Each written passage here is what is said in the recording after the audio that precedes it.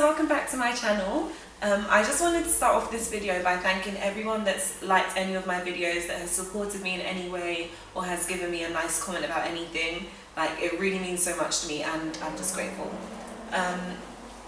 So this video is going to be about why I decided to move away for uni, how I prepped for it and all of that stuff. The next video after that is going to be about my application for med school, so it's going to be helpful interviews, personal statements, just general tips. And then the next couple of videos after that are going to be about what it was like once I got here and how to deal with any issues that you could have and the issues that I had personally. Yeah, I'll start off with saying why I decided to move. Actually, I'm going to backtrack and say I go to uni in Cyprus and I study medicine. I'm 20 and I'm in my first year. So yeah, okay. So why I decided to do it.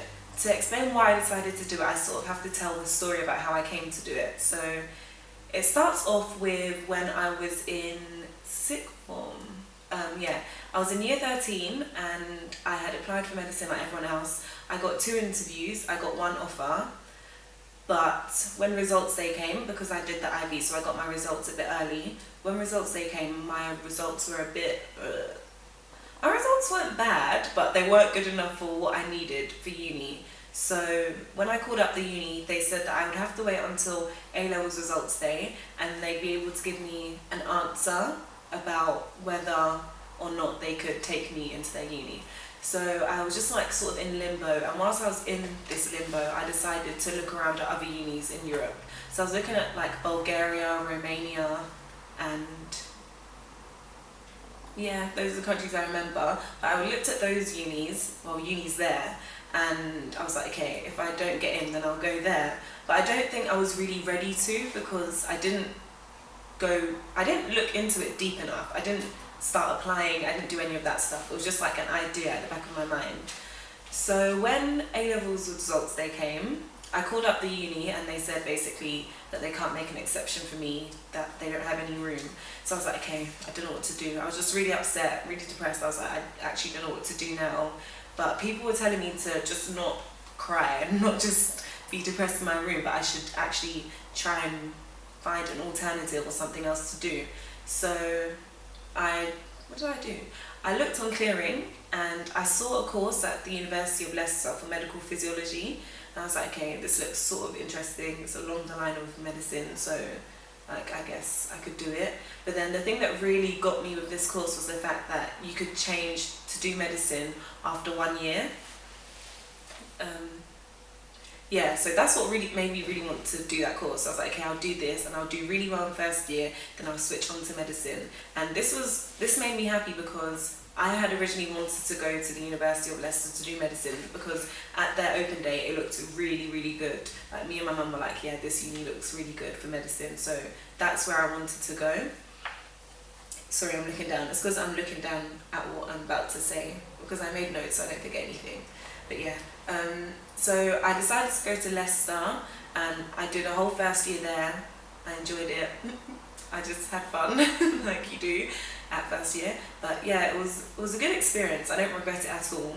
But basically, during the year, one of my sisters told me about a colleague she had at work, and this colleague of hers had a daughter who goes to uni in Cyprus, and she studies medicine here. So my sister was like, oh, like, you should just look at what the uni is about, whether you like the course, whether it's something you're interested in. Like, no one's forcing you to do anything, but I guess it's good to have your options open. So I looked at the uni, I was like, okay, it looks like a good uni. It's affiliated with St. George's in London, so I was like, okay, yeah, this sounds good. So I was like, okay, I'm gonna apply, and if I get in, then I'll go, and if I don't get in, then it's not the end of the world. Like, I don't really care. So I applied, I had my interview, and then I got an offer about a month later, and then I decided, yeah, I'm going to Cyprus. And it's funny because when I decided this, I didn't really ask my friends for their opinion. I didn't ask any of their opinion. I just decided it within myself. And I think the main things that factored my decision was, I know what I want to be at the end of the day. Like, I know what I want my career path to be like, and I don't see a point in wasting 3 years in Leicester doing that course and then going to try and do graduate entry medicine, which is apparently really hard.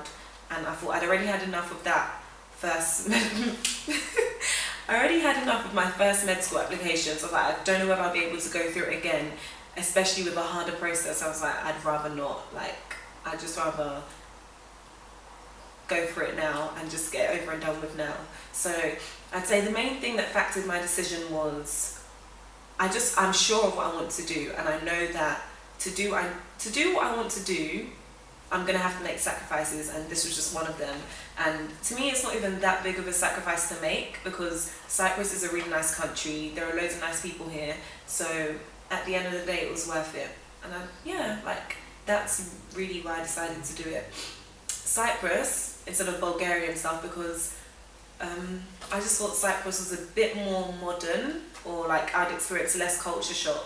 The process, well, I've really skimmed over the process. So basically it was an application online, then you wait and they get back to you for an interview, and you can either fly out here to do an interview or you could do a video interview, which is what I did.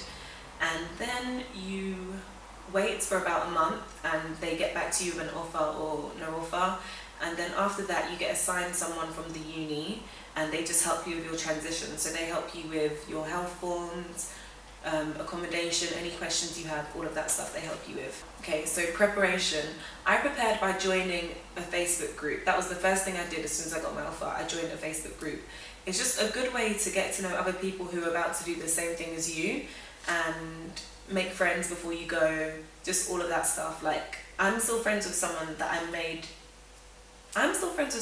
met on the Facebook group when I first joined. So it really is a good way to meet someone or meet other people like you and ask people any other questions you have. Plus, I think we had some people from the year above in our group as well, so you could ask them if you want to know anything about the course or what first year is like, then you could just ask them. Accommodation. I would definitely say that you should go for uni-affiliated accommodation or accommodation provided by the uni itself, because it just makes for a smoother transition.